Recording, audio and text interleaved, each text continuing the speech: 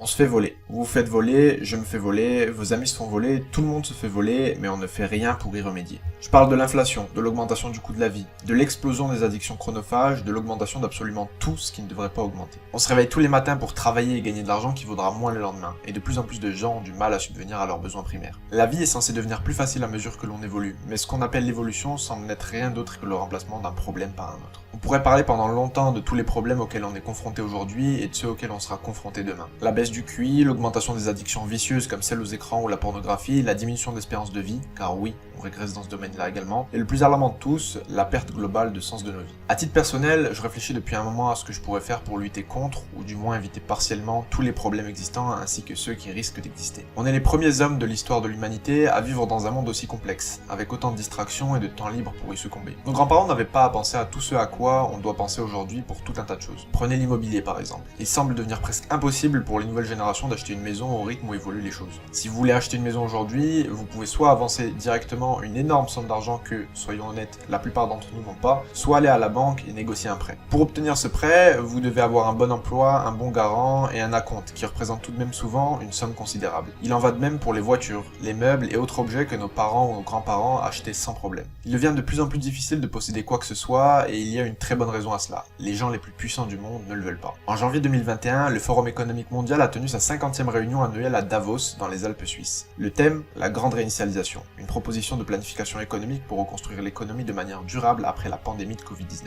Dans la vidéo du World Economic Forum, 8 prédictions pour le monde en 2030, la toute première prédiction est « Vous ne posséderez rien et vous serez heureux ». Comme l'explique le World Economic Forum sur son site internet, en 2030, tous les produits seront devenus des services. Maintenant, je sais que certains d'entre vous peuvent penser qu'il est impossible pour un si petit groupe de radicalement changer le monde et nos vies. Mais arrêtez de penser et observez simplement ce qui se passe autour de vous. Par votre simple existence, vous rendez BlackRock, Vanguard et State Street plus riches et plus puissants. Ces trois grands gestionnaires d'actifs possèdent des actions dans pratiquement toutes les grandes entreprises de la planète et contrôlent collectivement environ 15 000 milliards de dollars, soit près de 5 fois le PIB de la France. Il peut être difficile de concevoir la quantité d'argent que cela représente, mais sachez que si chaque seconde qui passe vous gagnez 1 euro, il vous faudrait plus de 31 ans et demi pour en gagner 1 milliard. Pour reprendre l'exemple de l'immobilier, en 2021, BlackRock a fait grimper les prix de l'immobilier aux États-Unis en achetant des milliers de logements 20 à 50% au-dessus du prix demandé, ce qui leur donne un monopole sur les biens immobiliers disponibles pour les classes moyennes et populaires. Il n'y a tout simplement aucun moyen d'attaquer de front ces super propriétaires qui constituent, avec d'autres, une élite mondiale surpuissante. Quand on regarde l'histoire, depuis 1971, le dollar n'est plus soutenu par quoi que ce soit de tangible.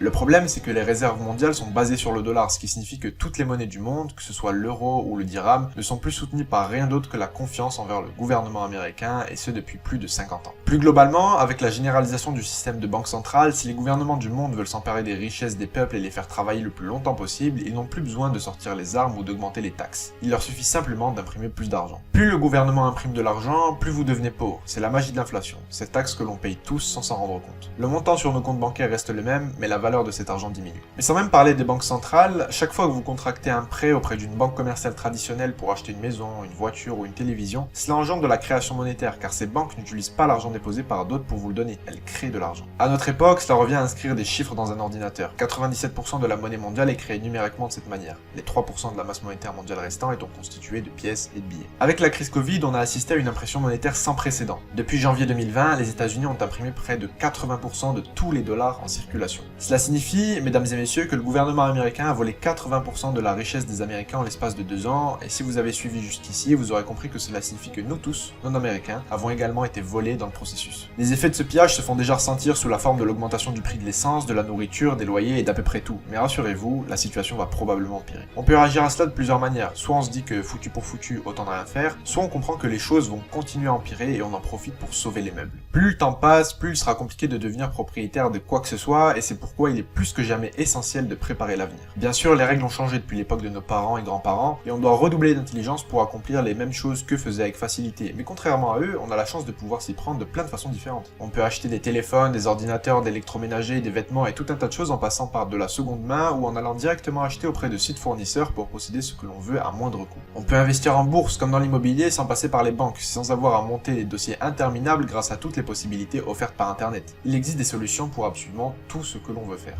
Absolument tout est faisable et même si on vit à une époque beaucoup moins facile que nos aînés, on est encore extrêmement chanceux par rapport aux générations futures. On vit à l'époque des dernières opportunités, à la croisée des chemins, devant la dernière ligne droite pouvant nous amener à un semblant de liberté avant que s'abatte l'orage d'un futur qui s'annonce extrêmement sordide.